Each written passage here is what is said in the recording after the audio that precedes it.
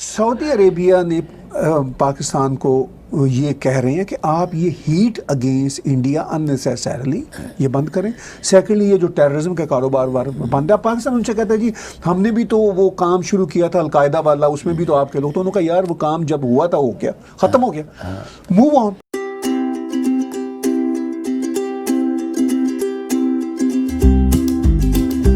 کیا پاکستان صرف چائنا کے اوپر ہی بیٹھا رہے گا یا اس کو اپنے اور دوستوں کی بھی ضرورت ہے, جس میں سعودی عربیہ ان کو میکسیمم ہیلپ دیتا رہا آج تک. امریکہ بھی دیتا تھا لیکن سعودی عربیہ نے ان کو آج تک میکسیمم ہیلپ کی. کیا ایران کے ساتھ وہ اپنے ریلیشن شپ بڑھا کر یہ محسوس کروانا چاہتا ہے دنیا کو کہ دیکھیے میں ایران کے ساتھ بھی دوست ہوں اور سعودی عربیہ کے ساتھ بھی دوست ہوں؟ یہ تو میں نے آج تک نہیں دیکھا کبھی بھی کہ دو جو آپس میں دشمن ہیں آپ ان کے ساتھ دوست رہ سکیں. That's not possible. ابھی کل عمران خان صاحب نے نا ایک بہت بڑھیا میں نے بیان پڑھا, ان کی طرف سے بڑھیا ہوتا ہے, اور مجھے لگتا ہے کسی وقت کہ یہ اپنی جو ناکامیابی ہیں یا بیوقوفی ہیں وہ اپنے بیانوں میں شو کرتے ہیں. انہوں نے بیان دیا طاہر صاحب کہ میری وجہ سے میں نے میڈییٹ کیا بٹوین ایران اینڈ سعودی عربیہ, نہیں تو لڑائی ہو جانی تھی. اب یہ بتائیے کتنا بڑا انہوں نے کلیم کیا کہ میری وجہ سے سعودی عربیہ اور ایران کی لڑائی نہیں ہوئی. اور آپ اور میں جانتے ہیں کہ سعودی عربیہ ایران کو دیکھنے کے لیے بھی راضی نہیں ہے. That's very clear. That's number 1.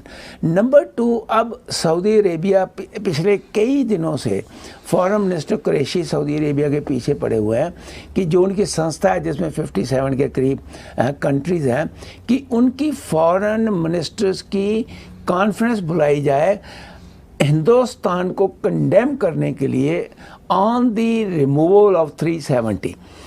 خیر میں یہاں یہ بتا دوں کہ انہوں نے, آپ کو بھی پتا ہوگا سب کو جو ہمارے لسنر دیکھنے والے ہیں, کہ انہوں نے یونائٹڈ نیشن میں تیسری بار کوشش کی اور تیسری بار فیل ہو گئے, اور اب وہ کوشش کر رہے ہیں کہ نہیں ایک بار پھر جو ہے وہ عرب کنٹریز جو ہیں وہ مل کے یہ کہیں کہ ہندوستان جو ہے انہوں نے بڑا غلط کیا اور اس کو کنڈیم کریں. سعودی عربیہ اس وقت چیئرمین ہے ان کا, اور وہ نہیں میٹنگ کال کر رہا.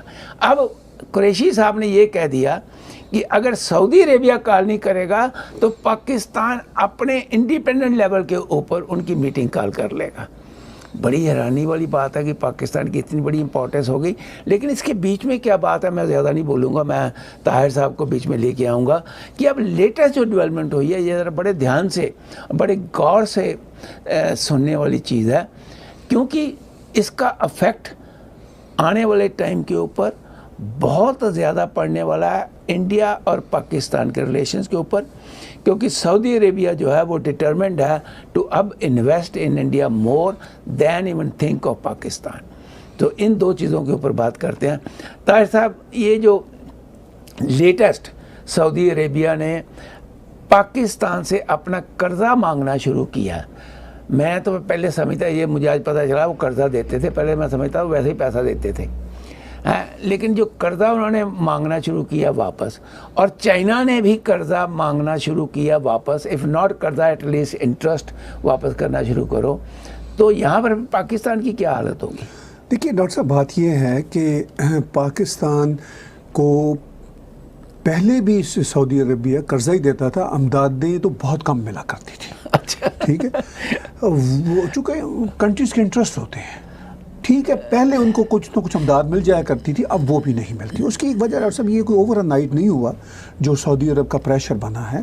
سعودی عرب جو خبریں اندر کی ہیں اور وہ اب اوپن سیکرٹ بھی بن چکی ہیں, سعودی عرب پاکستان سے بڑے عرصے سے کہہ رہا تھا, جب سے خاص طور پر عمران خان کی حکومت آئی ہے, کہ یہ آپ چین کے بارے میں جو اپنی ہیٹ ویٹ ہے, سوری جو بھارت کے بارے میں جو آپ کی گرمی ہے اس کو ذرا کم کریں اور بیان بازی کو ختم کریں.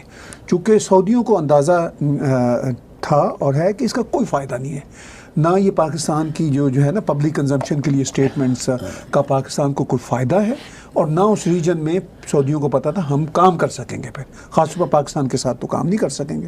اچھا سعودی عرب بڑا امپورٹنٹ کنٹری ہے۔ سعودی عرب جب کوئی ایکشن لیتا ہے تو یہ جو گلف کی اسٹیٹس ہیں وہ نارملی اس کو فالو ہی کرتے ہیں، ٹھیک ہے۔ قطر کی لیڈرشپ کے ساتھ ان کی ایک وہ سعودی لیڈرشپ کا ایک ایگو کا مسئلہ ہوتا ہے، وہ کچھ مسئلے امریکنز نے سیٹل کروائے ہیں، لیکن بہرحال وہ تو چلتے رہتے ہیں، وہ تو ہیومن ایشوز ہوتے ہیں، چھوٹی سی ٹھیک ہے۔ لیکن سعودی عرب امپورٹنٹ کنٹری ہے۔ اب جو پاکستان کا پرابلم ہے، پاکستان امریکہ کی گود میں نہیں جانا، چائنا کی گود میں نہیں جانا چاہتا، میں ہر بار کہتا ہوں، لیکن پاکستان کے پاس کوئی آپشن نہیں بچی۔ عمران خان جو مرضی اسٹیٹمنٹ دیتے پھریں، جو مرضی کہتے ہیں، یہ بہت کوشش کر رہے ہیں کہ امریکنز کسی طرح ہمیں واپس اپنی گود میں لے لیں، لیکن امریکنز لے نہیں رہے۔ اب دیکھیے $1-2 بلین تو امریکن کے لیے کیا مسئلہ ہے، ٹھیک ہے نا۔ وہ آپ کے سامنے کووڈ کا مسئلہ چل رہا ہے، وہ انہوں نے $3 ٹریلین سے سٹارٹ کیا اپنا سیٹ اپ، ٹھیک ہے نا جی۔ $3 ٹریلین مینز 3000 بلین ڈالرز۔ یہ میں آپ کو بتا دوں کہ 50 اگر چھوٹے آپ کنٹریز لے لیں تو ان کی 3 ٹریلین GDP نہیں ہے، بالکل نہیں۔ اچھا تو اس ساری صورتحال میں امریکن جو ہیں وہ اس سچویشن میں پاکستان کو اب ایکسیپٹ نہیں کر رہے، کیونکہ ان کا بھی یہی کہنا، امریکنز کا بھی، کہ بھئی اب یہ پروو ہو چکا ہے کہ بہت ساری جو ٹیررزم کی پراکسیز اور ٹیررزم کے جو کام ہیں وہ آپ کے سوائل سے پھوٹتے ہیں، تو you haven't done any thing significant to stop them, بلکہ ہمیں ایک نا عجیب و غریب قسم کی اسٹیٹمنٹ دیتے ہو کہ ہم نے آپ کی وجہ سے دہشت گردی کی جنگ میں جنگ لڑی، ہمارے بندے مارے گئے، تو وہ کہتے ہیں پیسہ بھی تو ہم نے دیا تھا نا آپ کو، نہ یہ کاروبار کرتے ہمارے ساتھ، ٹھیک ہے نا۔ بڑی سمپل سی بات ہے۔ تو اب یہ جو ساری ہے نا پبلک کنزمپشن کے لیے ساری بیان بازی کہ ہمارے 70,000 بندے مر گئے، بھئی یہ بندے امریکن سے نہیں مروایا، آپ نے خود مروایا نا، نہ آپ ان کے ساتھ کرتے، آپ کے 70,000 بندوں کی تو دور کی بات ہے، وہ بیچارے لاکھوں لوگ پشتون ایریا میں ڈسپلیس ہو چکے ہوئے ہیں، اور چلیے امریکن بھی نکل گئے جنگ سے، آپ آج بھی روز بندوں کو مار رہے ہیں، چاہے بلوچ ہوں، پشتون ہوں، سندھی ہوں، تو ڈونٹ ٹاک لائک دیٹ۔ مطلب یہ جو احمقانہ باتیں ہیں، یہ پہلے آپ پبلک کنزمپشن کے لیے جب دنیا کے لیڈر کیا کرتے تھے، اس زمانے میں ڈاکٹر صاحب میڈیا نہیں ہوتا تھا، وہ اپنے اردو لینگویج میں چھپ رہا ہے پبلک کو، امریکنز کو بھی پتہ چلتا تھا آج سے 30-35 سال، وہ کہتے تھے یار کوئی بات نہیں۔ اب عمران خان صاحب کی ٹویٹ آتی ہے تو پوری دنیا کے آگے وہ ایک احمقانہ اسٹیٹمنٹ آتی ہے، تو اب کوئی امریکنز کے لیے بھی چانس نہیں رہا کہ وہ ان کو کرٹیل کریں۔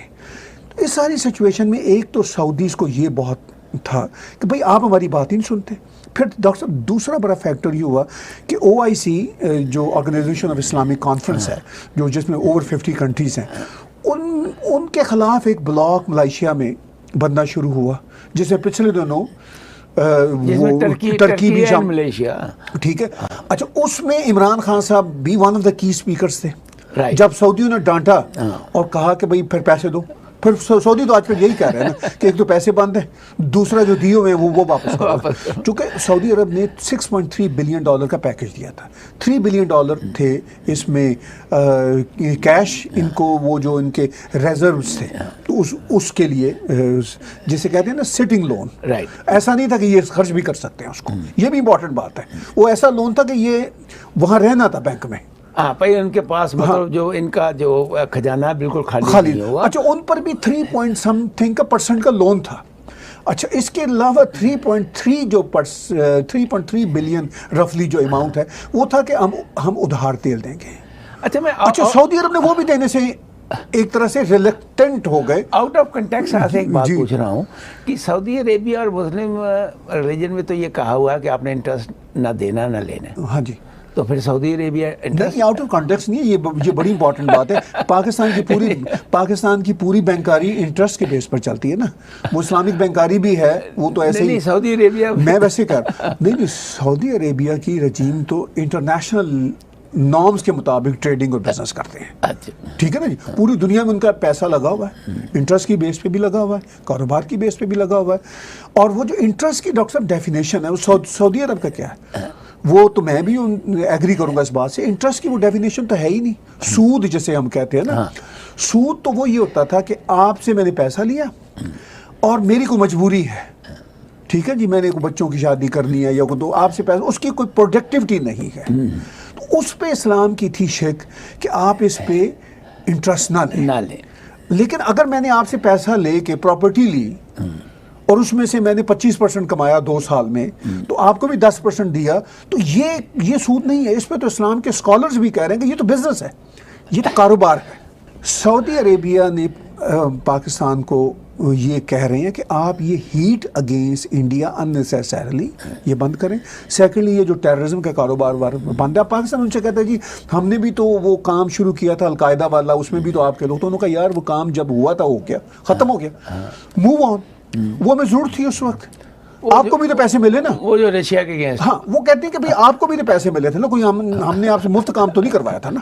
You are the biggest beneficiary for that. You got the money, you built your institutions, تو موو آن ناؤ. ٹھیک ہے, اب تم ایک ہی بات کو ہمارے اوپر چڑھاتے رہو گے تو پہلے تو پھر اپنے پاس ریسورسز اکٹھے کرو نا, وہ ہے نہیں پاکستان کے پاس.